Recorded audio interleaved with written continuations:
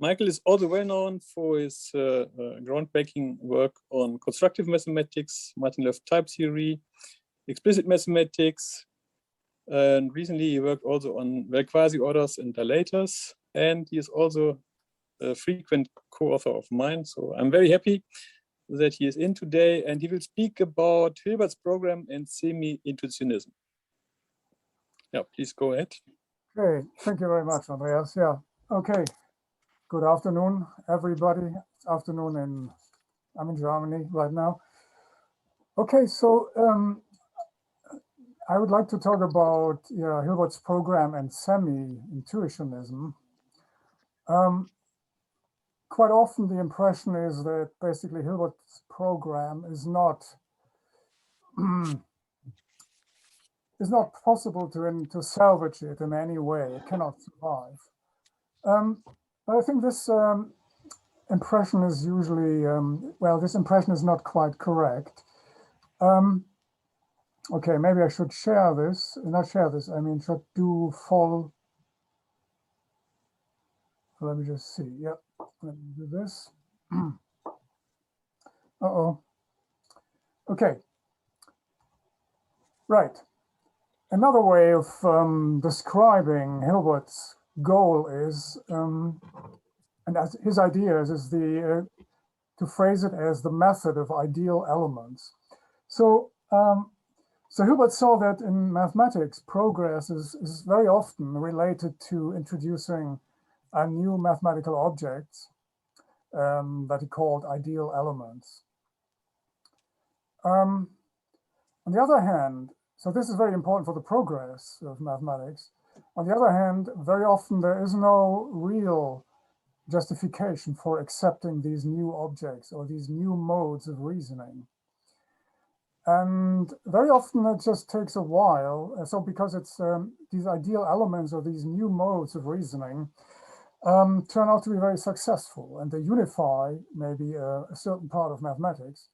And so it's mainly a thing of the past and the future, namely that the young mathematicians adopt these new methods, and so they become part of ordinary mathematics. So Hilbert wanted to have a justification for this.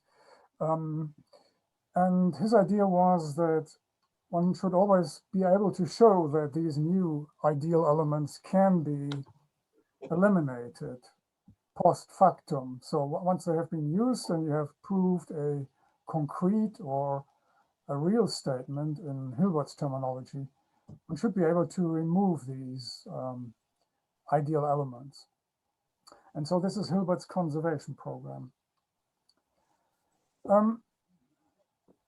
So in Hilbert's case, at least at the beginning, he wanted to justify the infinite via finitistic reasoning. So he drew a line between the finite and the infinite.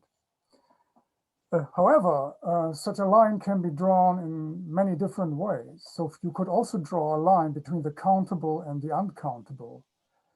And so that's what I would like to talk about today.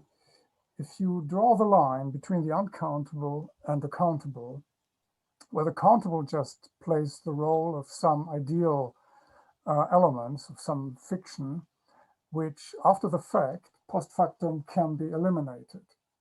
And so the question is there such a program that is viable? Okay. And the idea here is that we would like to reason about the dubitable part of mathematics intuitionistically. And perhaps reason about the parts that we trust just classically. Of course, the tradition of Intuitionism was initiated by Brouwer. Some of his very important papers appeared roughly 100 years ago. I don't know whether there were any festivities related to these papers.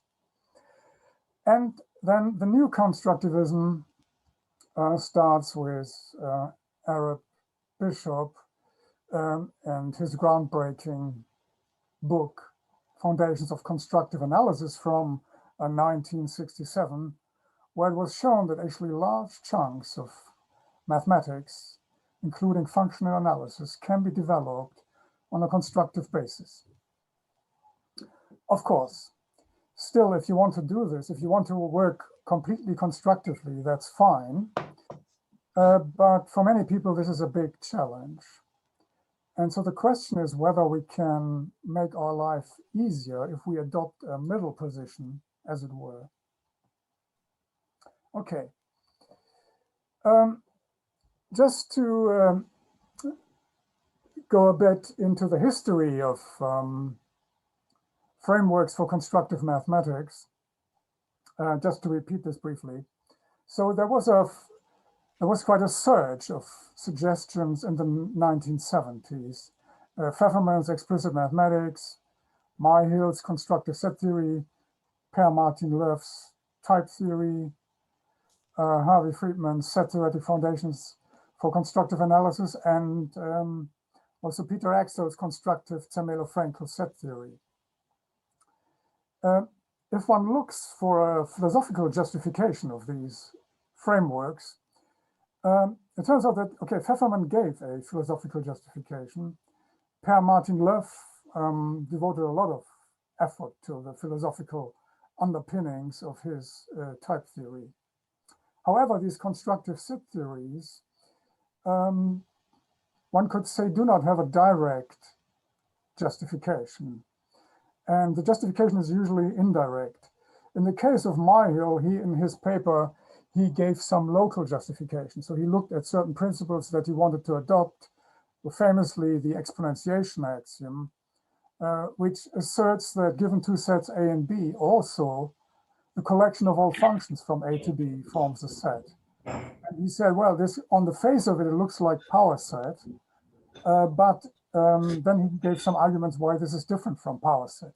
But at the beginning, when he started with constructive set theory, where his main aim was to show that you can have a constructive system which is easy to use and not as complicated as using some kind of type system, he wasn't sure how strong his theory was at the time, and he didn't rule out that it could be as strong as ZF. So here we have this kind of these different frameworks. Some of them have a come with a philosophical justifications. Others depend on other systems for the justification.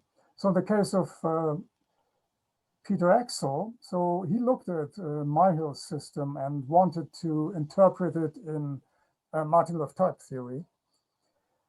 And yeah, that he was successful in doing that. And then it turned out that actually you could simplify Myhill's system and even amplify, strengthen it a little bit. Okay, so just very quickly, so Myhill's constructive set theory, he distinguished between, ontologically distinguished between, say, three realms of mathematical objects, namely numbers, sets, and functions. But basically, he adopted several axioms from standard set theory. Extensionality, pairing, union, infinity is basically the same. Separation had to be restricted to delta zero formulas, so formulas, set theoretic formulas of the form for all x in A, there's a y in B. And then he has exponentiation. Another thing is replacement in its full glory. So just like in the classical case of Zermelo-Fraenkel and the set induction scheme. So that was Myhill's theory. And then the version that was championed by Peter Axel, constructive Zermelo-Fraenkel set theory, first of all, it jettisons, it throws away the ontological distinctions between numbers, functions, and sets. And so here in this system, we do the ordinary way, in a very ordinary way, we formalize mathematics. So we talk about ordered pairs, and functions are just special sets of ordered pairs and so on. And we have extensionality, union, infinity as before, bounded separation, and a certain strengthening of Myhill's exponentiation axiom. So the exponentiation axiom says that there's a set of functions from A to B, and here in Axel's version, which is called subset collection, one looks at the collection of all multi-valued functions from A to B. Well, it turns out you cannot demand that this is a set, because that would actually introduce power set. But you can say there is a set of multi-valued functions so large that every multi-valued function has a sub-multi-valued function in that set. Yeah? And then he has not replacement, as in the case of Myhill, but strong collection. And strong collection says if you have a situation for all x and a there is a y, such that something holds, then you can collect the y's into a set B. So you can find a set B so that for all x in A there is a y in B, such that phi xy. But then this B, if you just stopped there and didn't have the second conjunct in the consequent, then the B could contain lots of garbage. If you had full separation, you could throw away the garbage. But in this system, one does not have full separation. So the second part of the conclusion takes care of that, in that B only consists of stuff that is related to something in A, so that phi x, y holds. Yeah. And then, moreover, there is set induction. So that's the system. And it turns out that you can develop mathematics, constructive mathematics, very nicely in such a framework.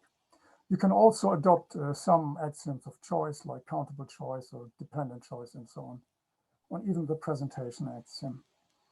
And yeah, just as an advertisement, there is a book draft on constructive Zermelo-Fraenkel set theory with Peter Axel. Okay, now, at this point, I'm still talking about full constructive system in the sense that they have intuitionistic logic and no traces of classical logic. If one looks at the axioms here, by the way, if one adds just classical logic, it's kind of obvious that you get Zermelo-Fraenkel set theory. Yeah, because with classical logic, subset collection or exponentiation implies power set, and we know that strong collection, mind you, there's no restriction on the complexity of phi. That strong collection gives you also full separation. So this with classical logic, this would be ZF. Okay. Now, how strong is this ZF? It turns out that actually, if you proof theorists and logicians know this, of course, that if you restrict the induction scheme, so here in this case, is the set induction, you get weaker systems. Usually, you get weaker systems.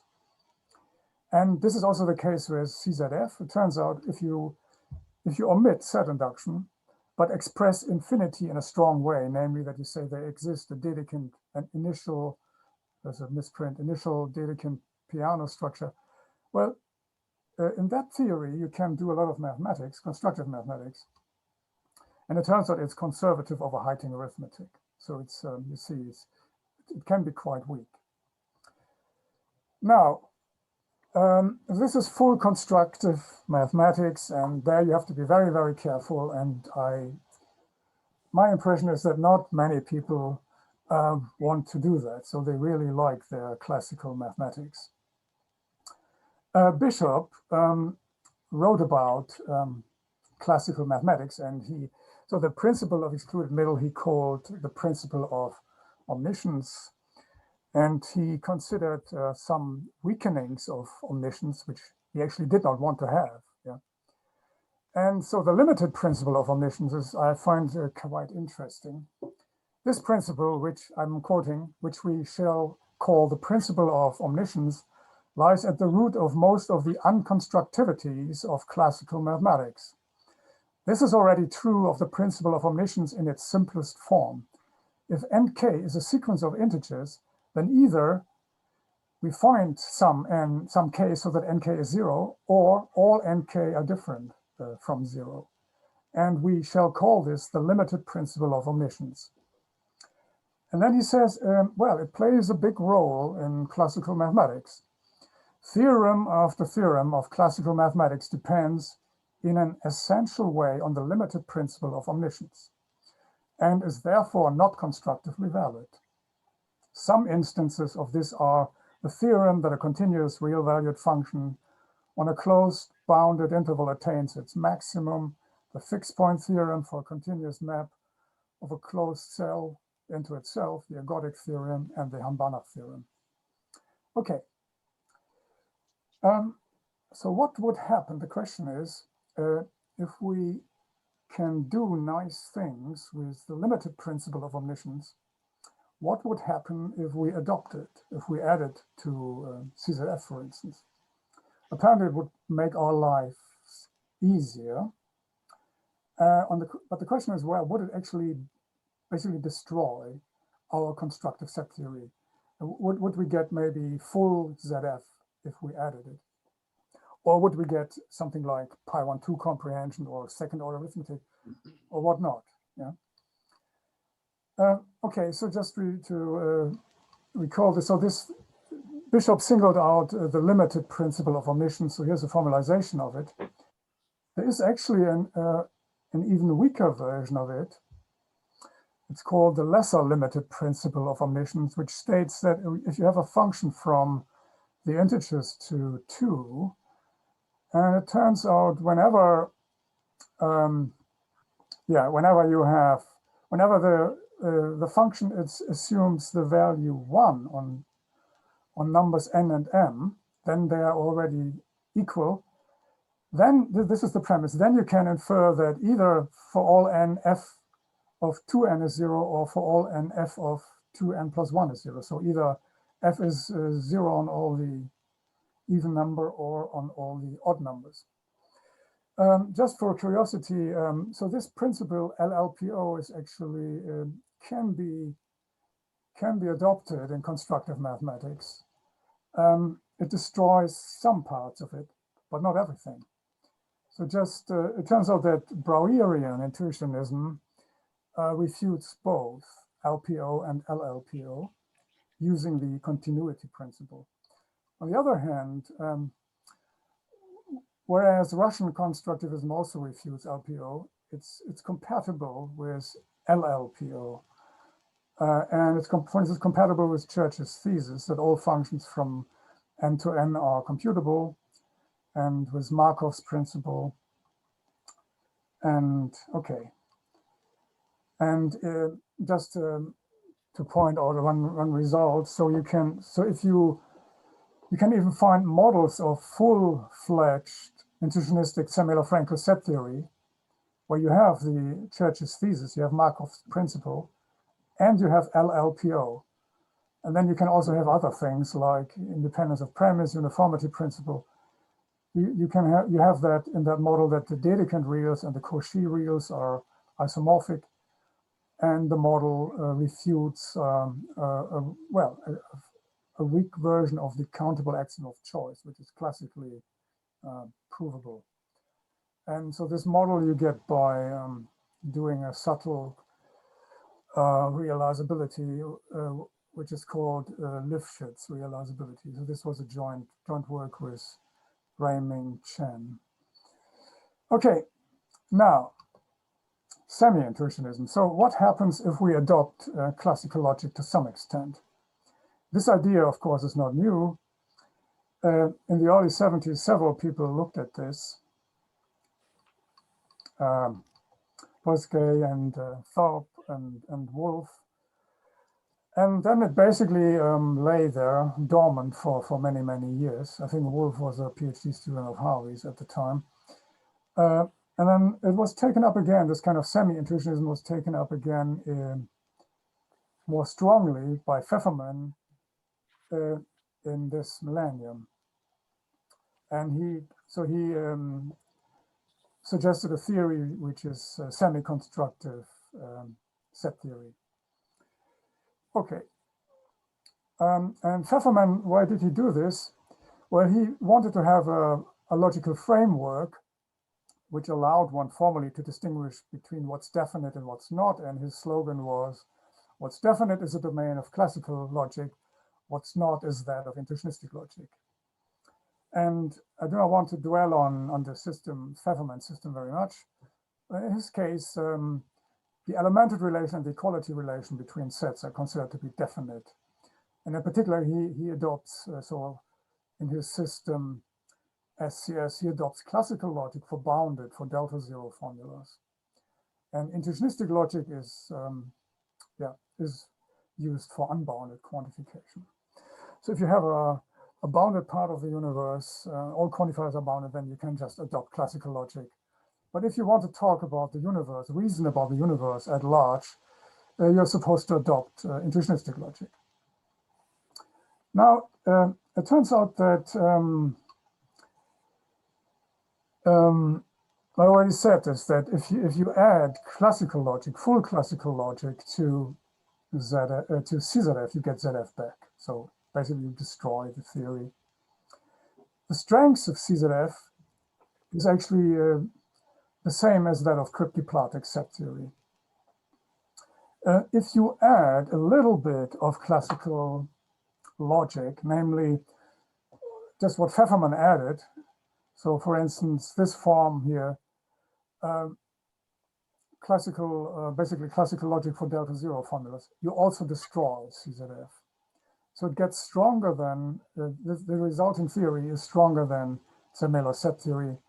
Well, this form of classical logic, this restricted form of classical logic, actually allows you to do to deduce power set from the exponentiation axiom.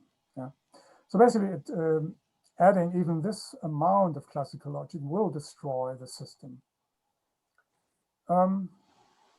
One can also pinpoint exactly how strong it is. It's basically CZF plus this plus classical logic for delta zero formulas is as strong as power cryptoplastic set theory. Okay, so we definitely don't want to go there because then we have these problematic uncountable sets, a hierarchy of uncountable sets. Now, what about CZF plus LPO? So just adding LPO to CZF. Well, Bishop told us that it's very useful in deducing theorems in classical analysis. Yeah. So that would be nice. But if we add it to CZF, do we also have some kind of explosion? That's the question. Okay. And well, I can give you the answer right away, straight away. The answer is no, we don't get an explosion. It turns out that actually CZF and CZF plus LPO have the same strength. Okay. And that means that it's still the strength of cryptoplastic set theory. Right, so that seems to be a good move. So we could look at developing mathematics in this framework. And because LPO is used in classical mathematics a lot, that should be nice. The question is, can we develop lots of nice classical mathematics in the system? And it turns out that was actually my starting point, why I thought about this. And it comes from from a recent paper by Nick Weaver. And the title is Axiomatizing Mathematical Conceptualism in Third Order Arithmetic. So conceptualism is a form of predicativism. So again, Weaver adopts basically classical logic for the secure parts, and for the parts at large, where one quantifies over indefinitely extendable concepts, one uses intuitionistic logic. So it's a similar semi-intuitionistic approach. And his framework is third order. So he has 3 levels of objects. Okay, so Weaver there's a philosophical thrust. So he has he spends about half of the paper developing his philosophy of conceptualism, which is also close to, in some sense, close to Pfefferman's conceptualism. But then in the second part, so roughly another 15 pages or so, he shows that in his system you can do a lot of classical mathematics. So basically he develops, he shows the main theorems of functional analysis. And it seems to be, everything seems to be very easy in this framework. Yeah? And the likeness of being, or that why it's so easy, it has to do, of course, with that he adopts a certain amount of classical logic. But on the other hand, the system doesn't seem to explode. Okay, and that's why I found it intriguing to look at it. Okay, so here's the system. There are 3 levels. So the first level is just our beloved natural numbers. And then the next level is the second level, so second order variables. And after that, the third order variables. Okay. So this is just a formal system. Okay, so we have just these kind of different sorts of variables. And now we have to look at the axioms, which describe what this world is about. And okay, so Weaver calls the system CM, C for conceptualism, M mathematics. First of all, he allows excluded middle for formulas phi that contain no second order or third order quantifiers. Okay, so we have classical logic. Even if there in the sentence, in the formula, there are parameters, second and third order, but we do not allow quantifiers over the second and the third level. And that, so for such formulas, we have classical logic and classical reasoning available. Okay, then there are the usual number axioms, and what else? Well, of course, induction or naturals. And then he has several schemata which allow you to show the existence of second and third order objects. So first of all, there is a scheme here. So if you have as a premise, if you have for all n and for all x and for all y, so the second and the third quantifier now range over the second level, second order. If you have for all n, for all x, there's a y such that phi n x y. Well, this is a situation which we are familiar with from the dependent choices axiom. Well, then you can basically build, starting with any z or with any x, you can start a sequence, yeah? And so you find a sequence, then for all x, there is a z such that the 0 section is the given x, and for all n, phi holds of n and the nth section of z and the n plus first section of z. So this is an axiom of dependent choices. And also there's no restriction on the complexity of phi. It can be any complexity. Right. Classically, this would, of course, give you immediately full second order arithmetic. Then there's a comprehension axiom for level 2.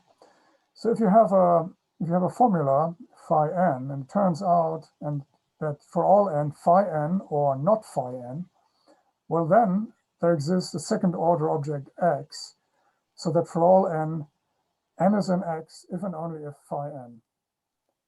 And similarly, one has this also at the next level, at the third level.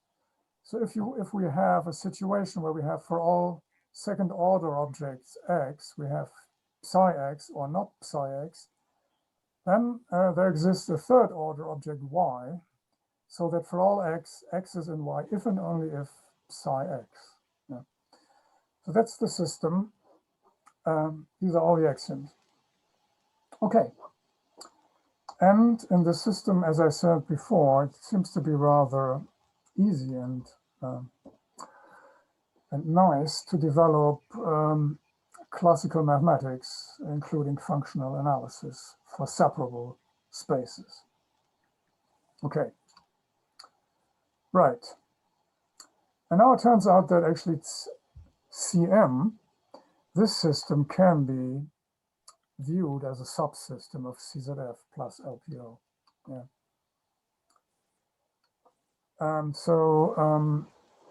Right. So basically, one should think of first order variables. Of course, they range over the naturals or omega.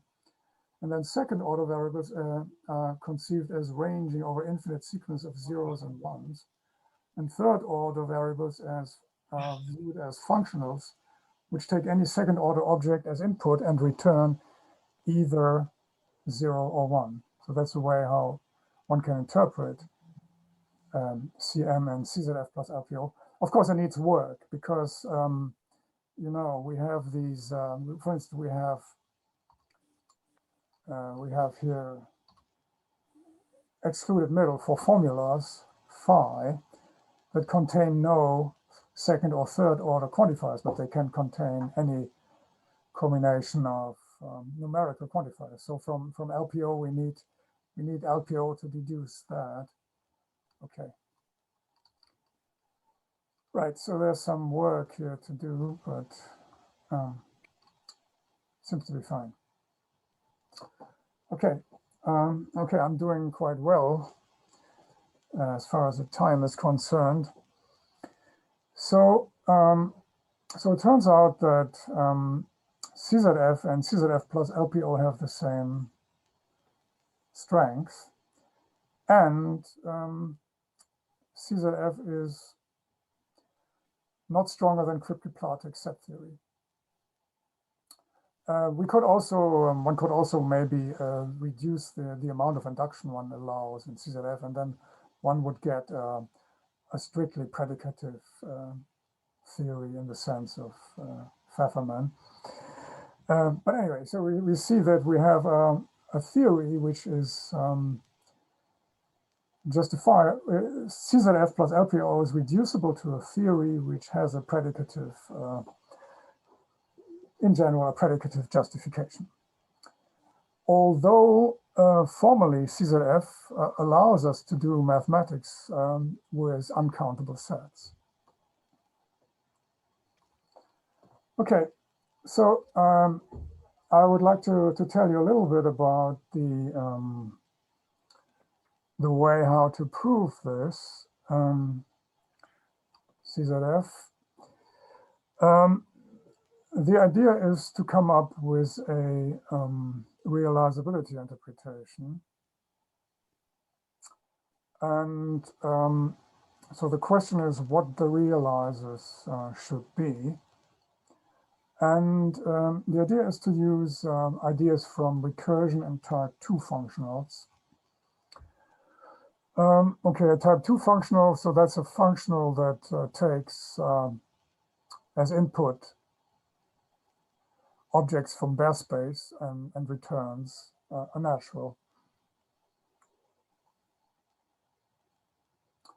And now we would like to do computability in this type 2 functional I. So we would like to have a notion of partial functions with domain a subset of n to the k and values in n that are partially recursive in this functional I. And okay, so this is so such a definition. For instance, this is done in we do it basically like one does it in, yeah, for instance, in Hinman's book on recursion theoretic hierarchies. This is a very nice account of these of this type of computability.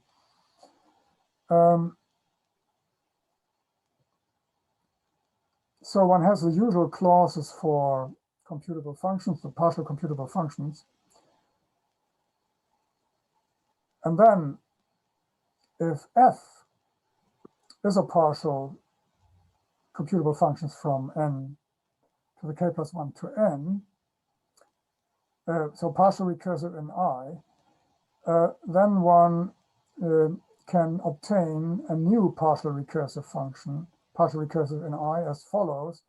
So, so the new function g is defined on a tuple of numbers x, and has output m, if and only if for all n inputs n, f of xn is defined, and m is the result of applying the function I, the functional I, to the function lambda n dot f of xn. Yeah, so that's the notion of recursion in a type 2 functional I.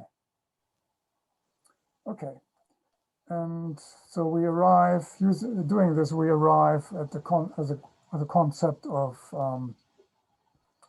yeah, these partial recursive functions in I, and one just writes E in curly brackets superscript I of x. So that means that, so one has indices for these partial recursive functions in I. And this is the usual way of notating this. Okay, so let's use these functions. And the question is where we can formalize this notion of computability in a type 2 object. And a good way to do it is the theory BI standing for bar induction. So this is just, classically, it's just the theory of basically transfinite induction. Yeah. So, so what the main axiom scheme is this, that if we have a relation, a set relation, so this is a, okay, BI is a usual theory in the language of second order arithmetic. Yeah. And so it just has axioms of this form.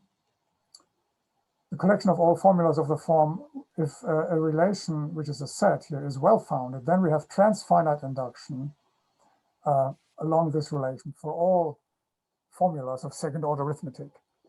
And well-foundedness of this relation means it's well-founded with respect to sets.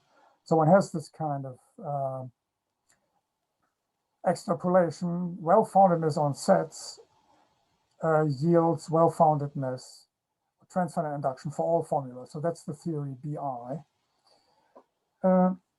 Okay, so or actually one also adds the axioms of arithmetic comprehension. So arithmetic comprehension plus this scheme of bar induction here. That's the theory BI. Okay, and the theory BI is known, at least to proof theorists. It turns out that the following theories have the same proof theoretic strengths, namely BI, CZF, and the theory ID1 of non-iterated arithmetical inductive definitions, and also cryptoplastic. Yeah. So they are all of the same caliber. Okay. Okay, so the idea now is to extend this, yeah, to also, so that this equivalence also holds if we add, instead of CZF, add CZF plus plus this restricted law of excluded middle, the limited law of excluded middle. And the idea is to model CZF plus that principle of omniscience in the theory BI. Okay. Okay. So we'll need another notion here. The notion, so we're arguing, we are reasoning here in subsystems of second order arithmetic.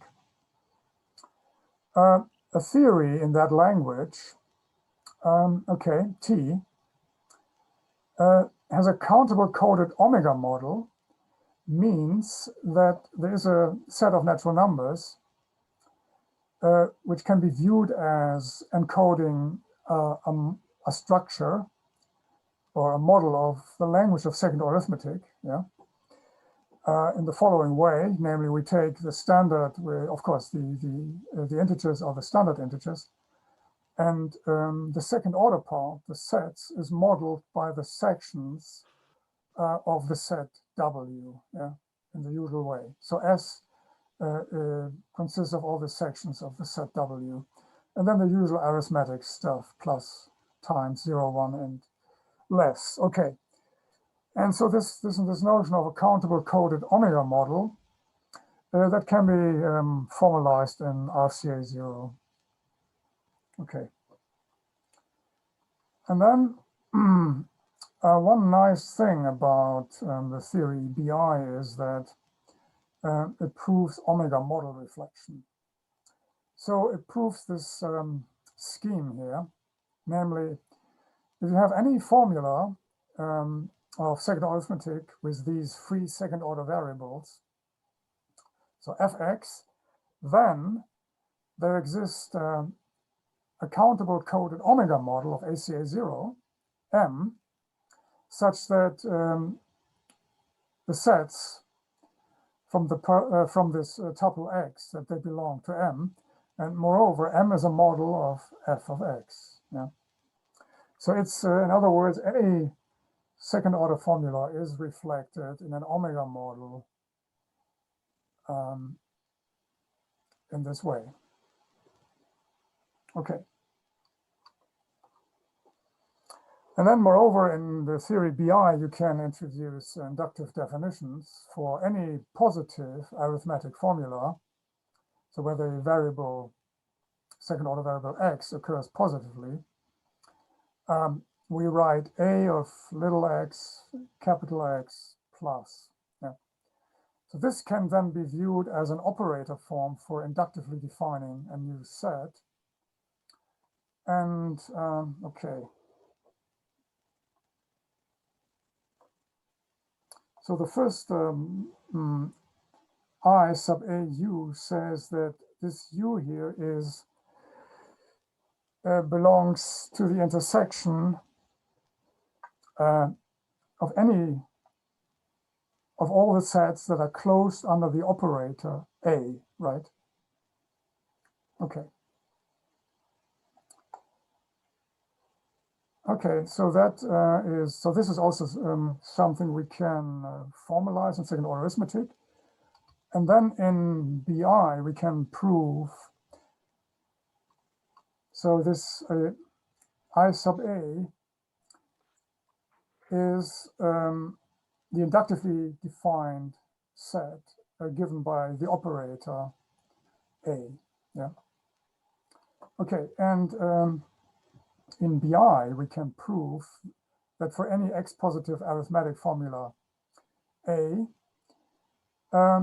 we can prove that this class a sub I is closed under the operator, and moreover that the second part says it's the smallest a closed class.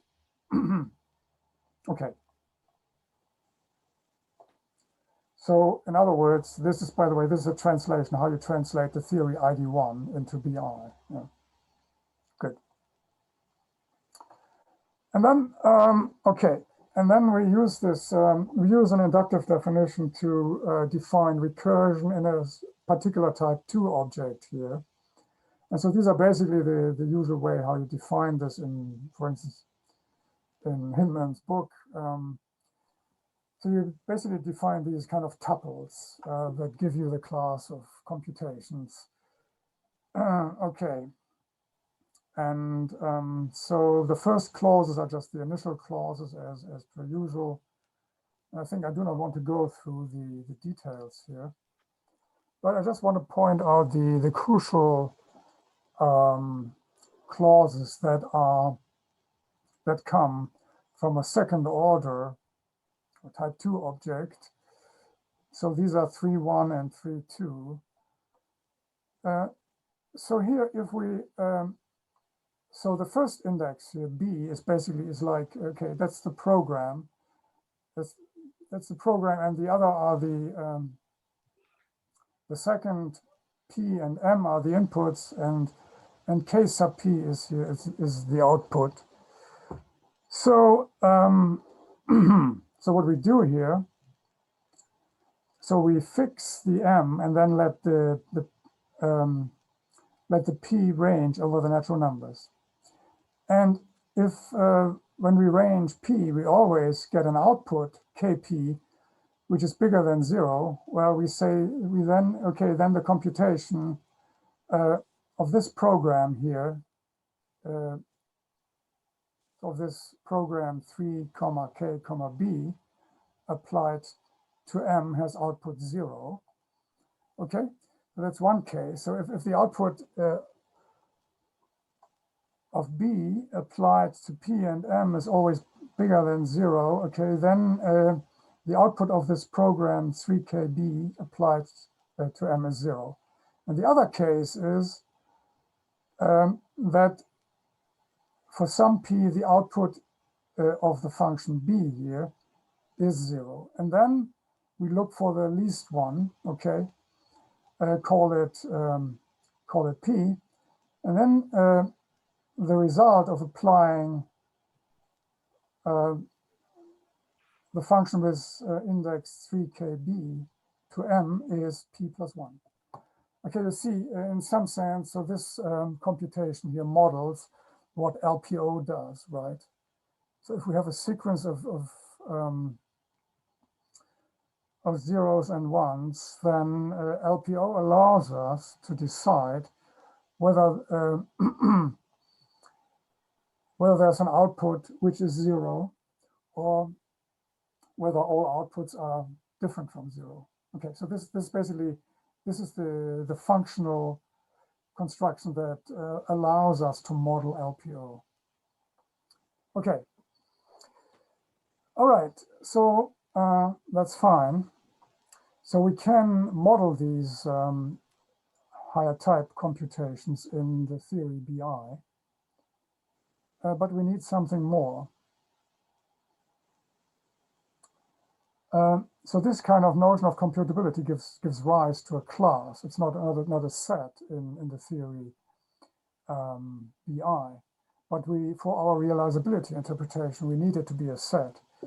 And to come up with a set, one basically can just do an omega model reflection, yeah.